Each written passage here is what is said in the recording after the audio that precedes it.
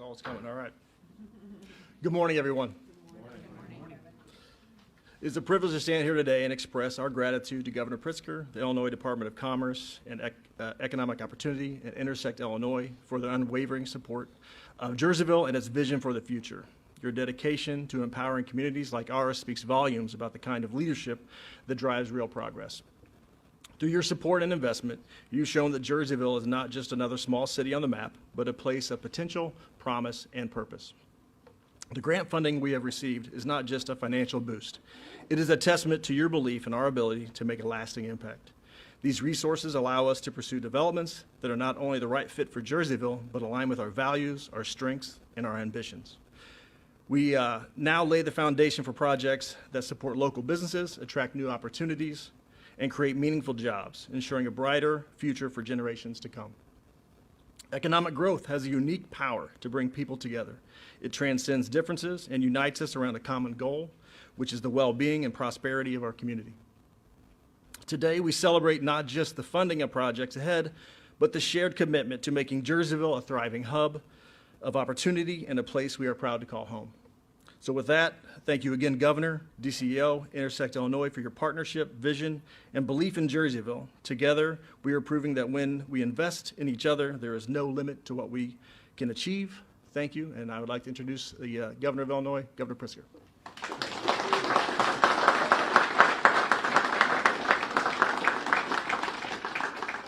Well, good morning, everyone. It really is great to be here. What a pleasure it is. Jerseyville, just driving into town, I have to say, things look bustling. It's a beautiful day out. It may be a little bit chilly, although less chilly than it has been anyway. And it's made all the better today as we celebrate our progress toward making Illinois the best state in the nation to do business in. I want to acknowledge some of the leaders that are here today that are working tirelessly to bring jobs and opportunity to Jerseyville and to the entire region. Of course, Mayor Kevin Stork, thank you for everything that you do, not only for the people of Jerseyville, but just to send a signal about the state of Illinois that we can develop opportunities anywhere in this state, and especially in a community where people care deeply about the community, and there are people who live here who have tremendous skills and for whom we want to create more opportunity for the next generation as well. Also, Executive Director Kyle Anderson of the Leadership Council of Southwestern Illinois. Once again, as we have built up our economic development efforts for the state, we cannot do it without working with people at the local and regional level, and so appreciate everything that you do, Kyle. Also joining us today are two of the leaders of our state's newly energized economic development efforts. The Department of Commerce's Director, Kristen Richards, who you'll hear from shortly, and Christy George, who's the President and CEO of Intersect Illinois. That's our economic development arm that's outside of the state. It's not part of state government, but it is our partner in all the development efforts that we make. And Christy George also you'll be hearing from shortly. Their respective teams have helped to drive a tremendous period of business growth and progress for our state. And this announcement today is in part a testament to their hard work. When companies across the country and across the globe are looking to expand or move their operations somewhere new, they want to know that they can set up those operations and move in quickly, perhaps in 6 months or within 2 years. They show up looking for sites that have all the utilities that they need, sites that are ready for construction or for renovation, and they don't want to wait. They want to know a location is project ready. And that requires planning and organization and implementation, and it requires investment by local and state governments. And when I took office 6 years ago, there was almost no effort undertaken at the state level to focus on this. You were all doing this yourselves locally and regionally, and no one at the state level had responsibility for this. All that has changed, and because we are making the investments necessary now, Illinois is on the radar screen for hundreds of companies representing thousands of new jobs. And today I'm proud to announce the distribution of another $31 million in state grant funding from our regional site readiness program for communities across the state of Illinois. This funding lays the literal groundwork for investment and opportunities in our industrial sector. Readiness planning, assessments, infrastructure improvements, the fundamental work that has to be done for businesses and investments to flourish and for jobs to grow across the state. Illinois has so many built-in advantages that make us really an attractive spot to lay down roots, and companies know that. We're a centralized location. We have multimodal hub for freight, the abundant natural resources of the Great Lakes region and all up and down the state of Illinois, reliable energy sources. You know, we export energy from the state of Illinois because we produce that much. And we have world-renowned academic institutions and workforce training. Those are all things that matter to companies everywhere, across the world and across the United States. And yet for too long, we were operating at well below our potential as a state. You know, we're the fifth largest economy in the country.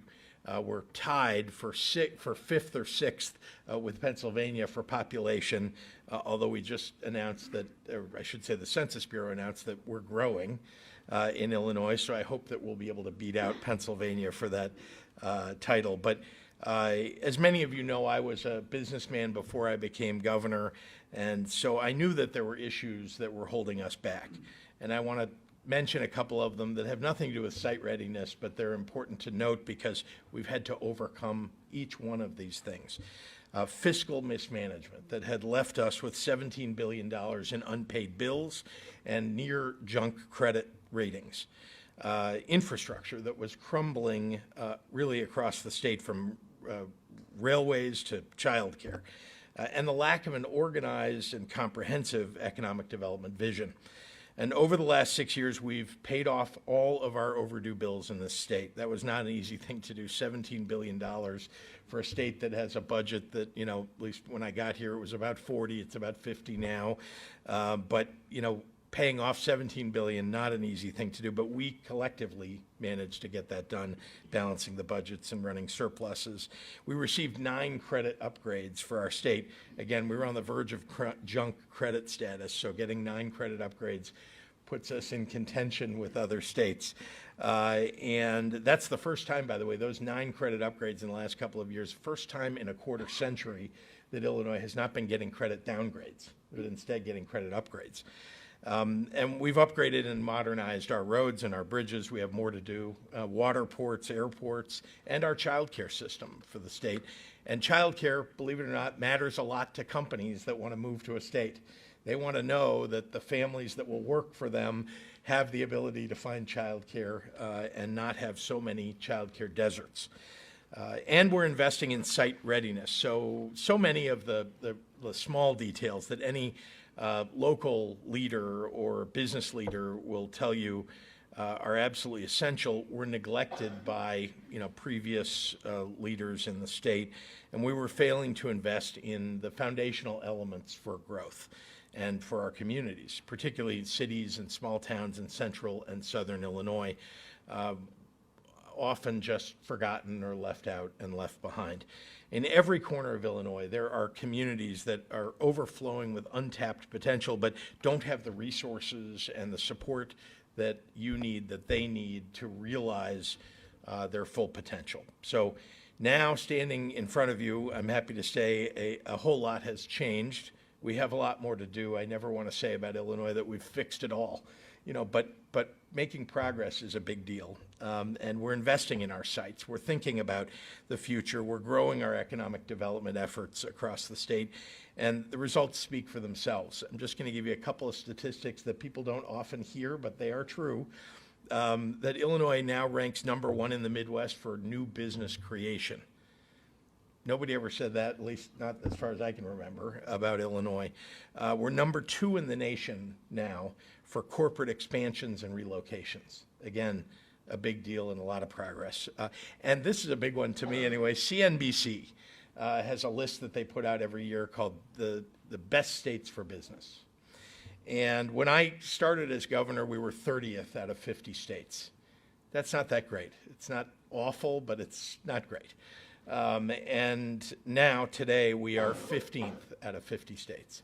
Now, again, I want to be in the top 10. Like, I'd like to be number one, but and I'm going to work like heck to get there. But going from 30 to 15 is pretty good, and hopefully, over the next couple of years, we can get into the top 10. And over the past 6 years, we have built one of the most robust economic development efforts in the entire nation. The Regional Site Readiness Program that we're talking about today is a perfect representation of how comprehensive the efforts need to be for us to be successful. We are close to succeeding at all of the things that really matter for the future of our state, and we're taking an approach that I think lends itself to convincing people that the state of Illinois is open for business and that we're competing globally to win projects. I can't tell you the number of countries across the world whose companies, all across Europe, all across Asia, that have come to Illinois for the first time, as far as I know, to say, can you help us? We're looking to move to Illinois. You're competing with this, that, or the other states. But we want you to compete. And again, for the first time, people are like, we're on their map, which I find really heartening. From our road and water main extension in Rockford, to environmental work that we're doing in Metropolis, to a crucial planning grant right here in Jerseyville, we're helping to accelerate economic development in growth-ready communities all over Illinois. It doesn't seem flashy to anybody when you say we're, doing a planning grant, or when you talk about, putting a sewer line or, or a substation in. That doesn't sound flashy to many people. But these projects are often what make the difference for companies that are looking for a place to invest in. Companies will bring jobs and opportunity for the people of our state if they see that. There's no state in the nation that rivals the hard work and ingenuity of the people of Illinois, and I really mean that. We are more productive. We have a higher labor participation rate. If you don't spend a lot of time looking at unemployment rates, it's one of the reasons why we often look like we have a higher unemployment rate than other states. It's because the denominator to determine unemployment is labor participation. We have a lot of people who want to work, like more than other states do. The percentage-wise, a lot of people ready to work. And we've prepared people for that work, too. So it's a great opportunity because companies want that. They want to know they can find the employees that they need and get the job training that they need for those employees. So I'm very proud that we're delivering on the promise of Illinois. Again, always more work to do, but I feel like a lot for us to celebrate today. So thank you all once again for coming, for spending your time this morning. And with that, I want to hand it over to our terrific Director of the Department of Commerce and Economic Opportunity, Kristen Richards. Kristen.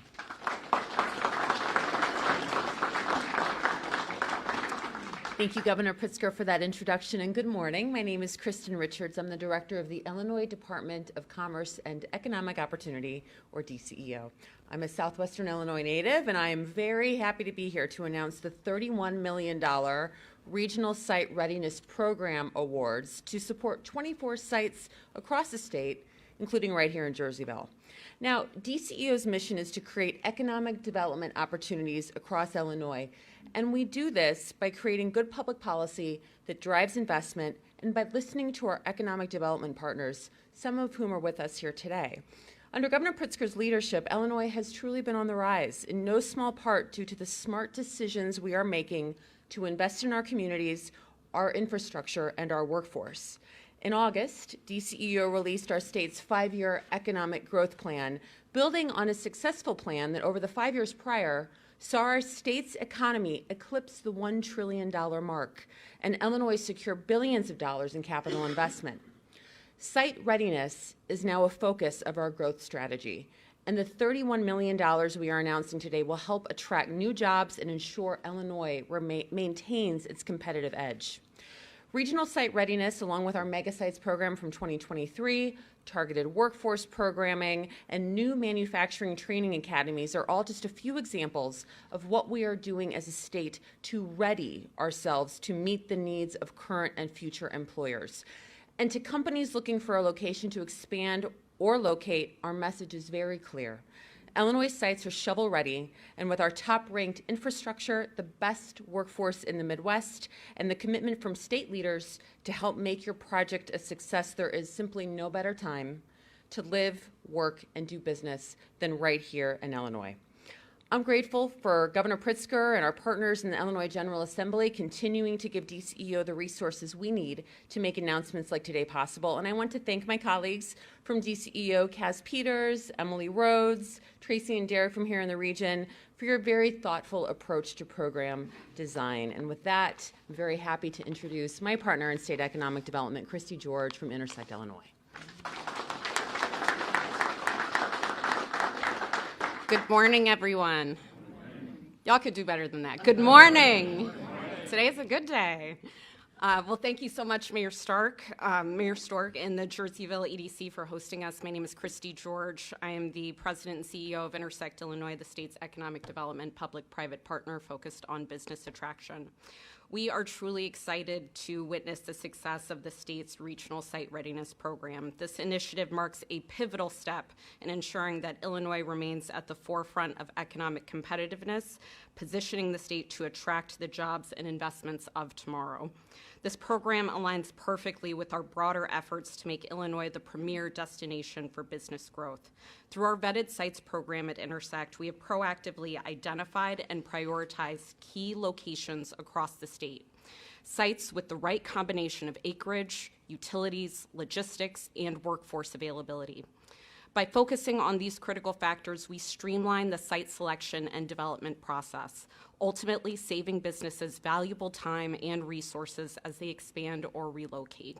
And we also provide a free marketing resource to local EDOs and property owners throughout the state, which is critical. By combining the strength of our vetted sites program with the state's commitment to site readiness, we're creating a dynamic, powerful approach to economic development. We're not just identifying prime locations, we're ensuring that they are truly shovel-ready or close to it, removing years-long barriers to investment and accelerating job creation.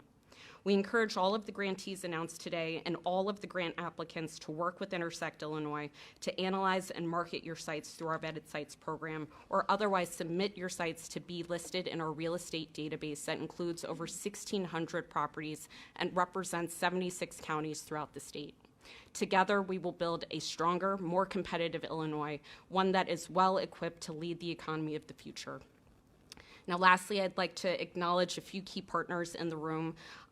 Obviously, I'd like to thank Governor Pritzker, Deputy Governor Andy Menard, who's not here today, our Director, Kristen Richards, and our partners in the Illinois General Assembly. Under your leadership, with your vision and commitment, Illinois has seen transformative progress in economic development.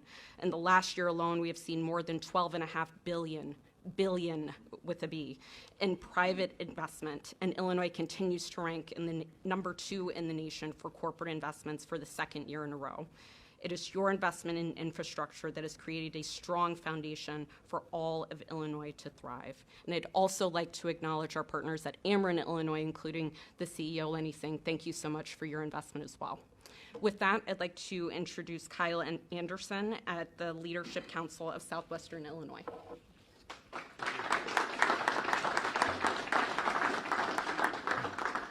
Good morning. Kyle Anderson. I'm the Executive Director of the Leadership Council of Southwestern Illinois. Nobody knows who we are. We like it that way. But we are an economic development organization that represents over 200 businesses in a 9-county region on the Illinois side of the St. Louis MSA. And it's an honor to be here today. This is great news for us and for our region, not just the city of Jerseyville, but our whole region. But first, I want to, we're here to talk about site readiness, but first I want to say thank you to Governor Pritzker for his unwavering commitment to economic development in the state of Illinois, but especially here in Southwestern Illinois.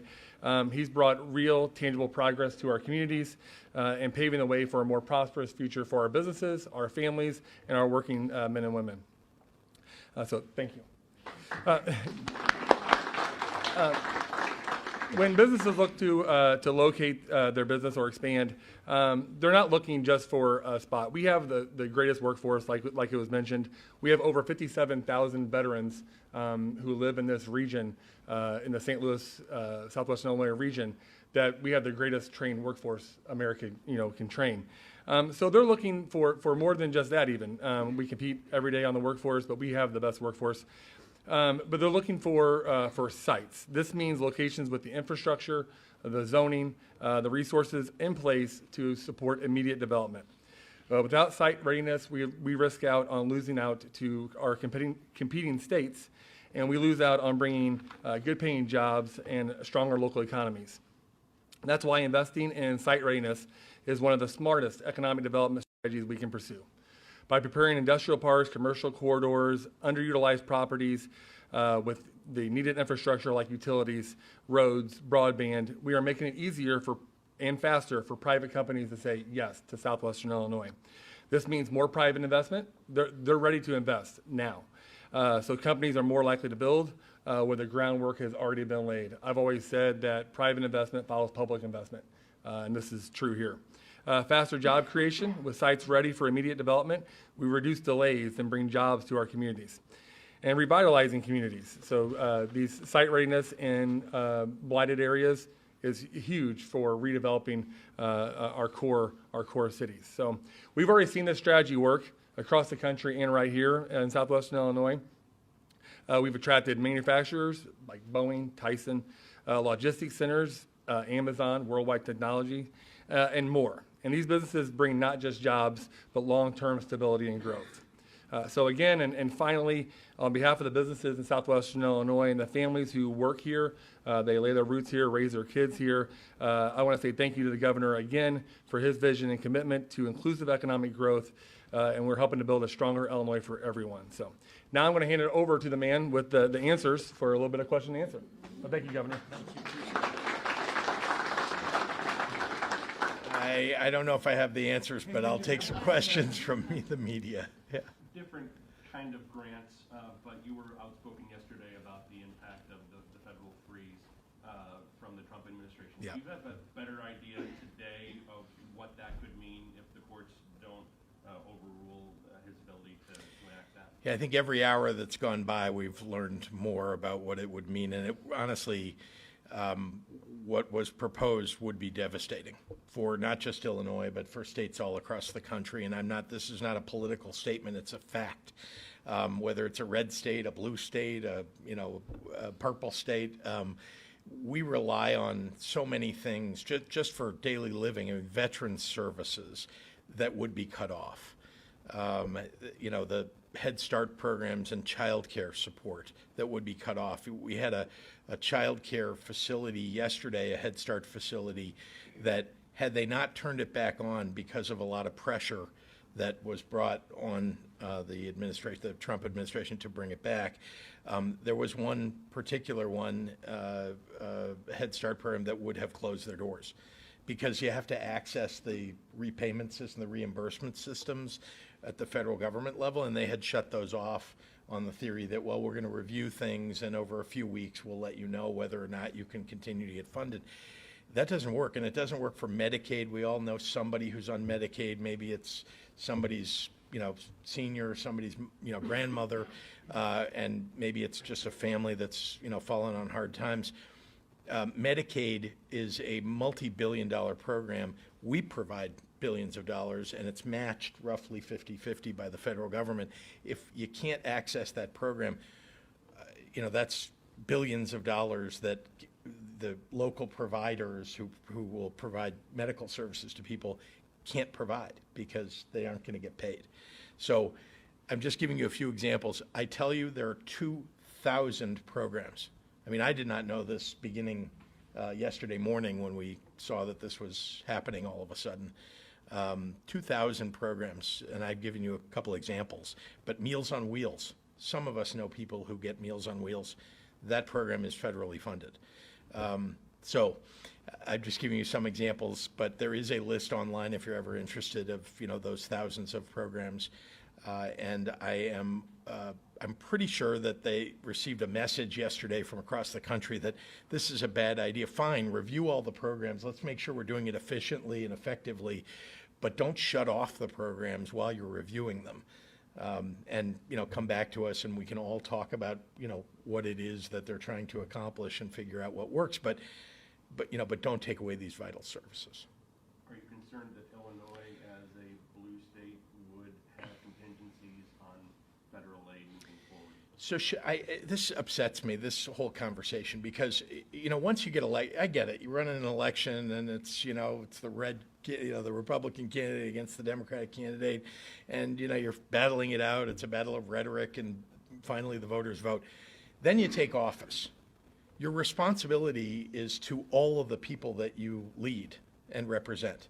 So, I'm a Democrat, but I know I did not win Jerseyville, and I know that that there are areas of the state that I didn't win. That it's my responsibility, nevertheless, to help build business opportunities and help education, systems grow and get better and invest in our community colleges and universities. I mean, it's your job, and so the idea that a president would target certain areas that didn't vote for him, I think is something I hope we will not come to accept as okay. It's not. It's not okay. So that's disturbing to me. Do I think that this president will take out his, revenge against states that didn't vote for him? All I can say is I hope not, and I'm going to try like heck to make sure that they don't. And I do think that, as discovered yesterday, a lot of these programs, they affect red states and blue states all the same, and so it's a bad idea to target one. You're going to hit some others that you didn't know you would.